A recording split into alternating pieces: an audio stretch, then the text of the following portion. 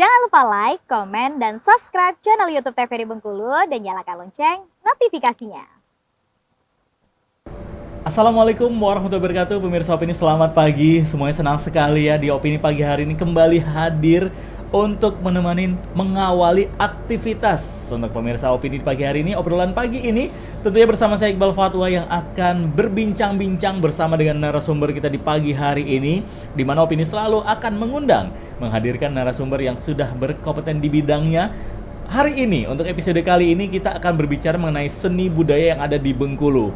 Kita sudah mendatangkan pelaku seni yang sudah sangat senior sekali di Bengkulu ini, yang pastinya untuk Anda pecinta seni Bengkulu, baik itu seni musik tradisional, seni tari, pasti sudah sering melihat sosok beliau ya. Dengan tema kita, urgensi melestarikan seni. Sudah kita hadirkan, ini dia, ada Bapak Yusuf sebagai pelaku seni. Assalamualaikum Bapak Yusuf. Waalaikumsalam warahmatullahi wabarakatuh. Apa kabarnya Pak pagi hari ini?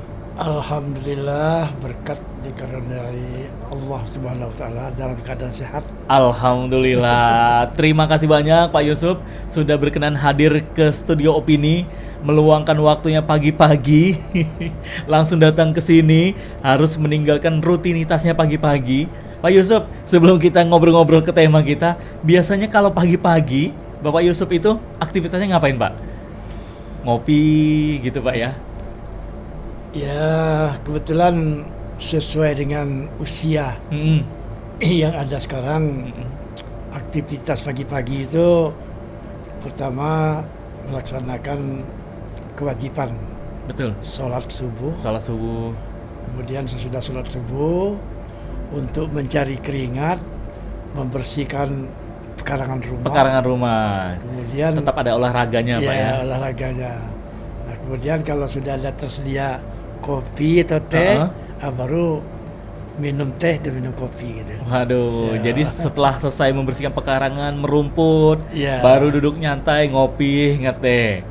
Tapi untuk hari ini harus libur dulu aktivitas ngerumputnya, membersihkan pekarangan rumahnya, karena ngopi dan ngetehnya kita di studio Opini aja dulu nih Pak. Oke. Nah Bapak Yusuf ini kan kalau lihat dari usianya, kita sudah tidak meragukan sosok Bapak Yusuf ini sebagai pelaku seni di Bengkulu. Sudah pasti sudah yang namanya menyicipi manis, pahit, asamnya dunia seni di Bengkulu ini sudah sangat katam sekali. Nah, saya pengen tanya dulu sama Pak Yusuf. Bapak Yusuf mengawali sebagai seorang seniman, sebagai pelaku seni di Bengkulu ini semenjak kapan, Pak? Umur berapa? Terus di tahun berapa mungkin sebagai pelaku seni pertama kalinya? Ya, terima kasih. Saya akan ceritakan awal ya. Iya, Pak. Awal saya menggeluti kesenian. Pertama saya menggeluti kesenian ini sebetulnya dahulunya bakat saya itu di olahraga. Olahraga? Ya, semasa masih SMP gitu. Kemudian selesai SMP, saya diajak oleh kakak sepupu saya melanjutkan sekolah di Yogyakarta. Oke. Jadi SMA di Yogyakarta. Nah, waktu saya di studi di tingkat SMA, saya diajak oleh sepupu saya itu masuk sebuah grup seni di Yogyakarta, terutama seni tari Melayu Deli.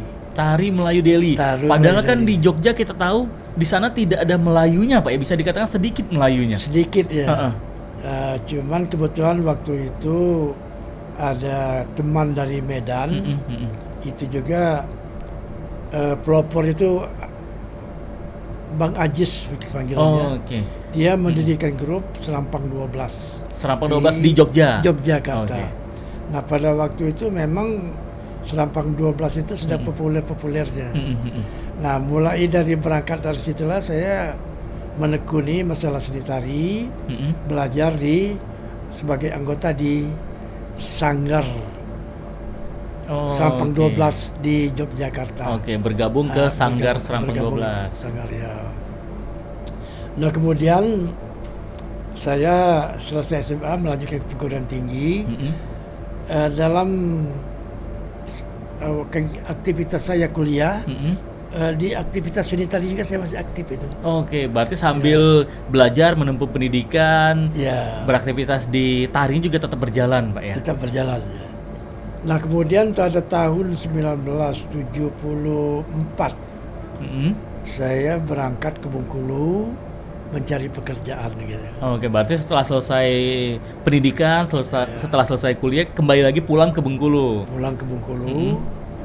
Nah kebetulan di Bengkulu ini ada sebuah grup tari yang dibina oleh Dinas Pendidikan dan Kebudayaan. Waktu Kanwil waktu itu. Oke. Kanwil Pendidikan dan Kebudayaan, dia membina sebuah sanggar. Saya diminta untuk masuk ke anggota sana. Oke, baik. Nah, mulai itulah saya mengembangkan seni tari di Bengkulu. Oke, berarti mulai di Bengkulu itu sekitar tahun 74. 74. 74. Ya.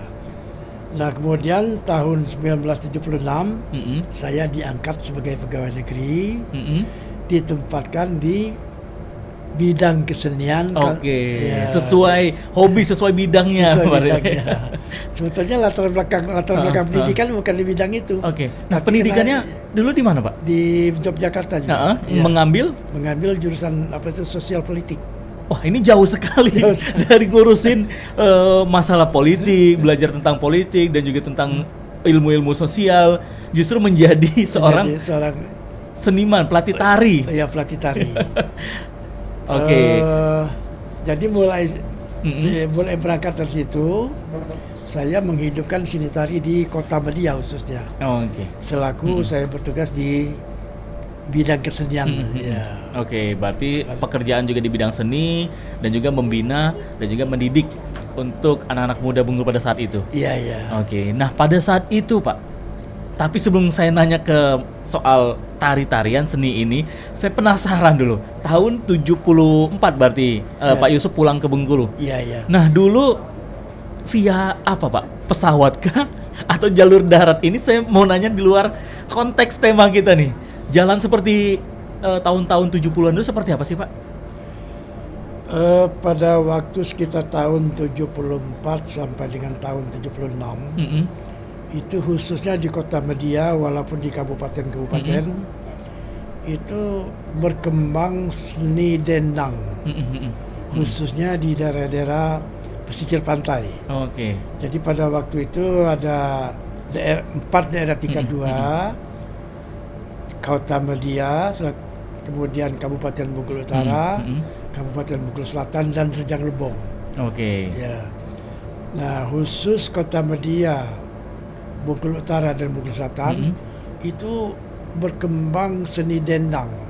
Khusus di dalam seni dendang itu ada seni tarinya, seni musiknya, dan juga seni sastranya. Oke, itu untuk perkembangan seninya. Iya, perkembangan seninya. Nah, yang juga saya ingin masih pertanyakan nih sama Pak Yusuf, pada saat dulu pulang kuliah ke Bengkulu dari Jogja itu naik apa Pak? Naik bus kah? Naik bus gitu. Berarti jalannya sudah sebagus seperti sekarang Pak atau belum? Masih itu, apalagi untuk di Sumatera ya. Jalannya itu masih belum aspal gitu. Oke, berarti memang benar-benar perjuangan Pak ya.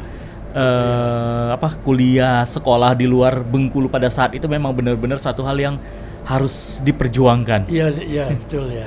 Oke. Nah, kenapa nih Bapak Yusuf tertarik untuk menjadi pelaku seni? Tadi kan cerita Pak Yusuf diajak sama sepupu, sama saudara. Nah, kenapa Pak Yusuf mau? Padahal kan sebelumnya juga Pak Yusuf kan hobinya olahraga. Olahraga ya. Nah, kenapa mau menjadi pelaku seni? Nah, kebetulan ya setelah saya bertugas selaku pegawai negeri di bidang kesenian pada tahun 1976 itu masa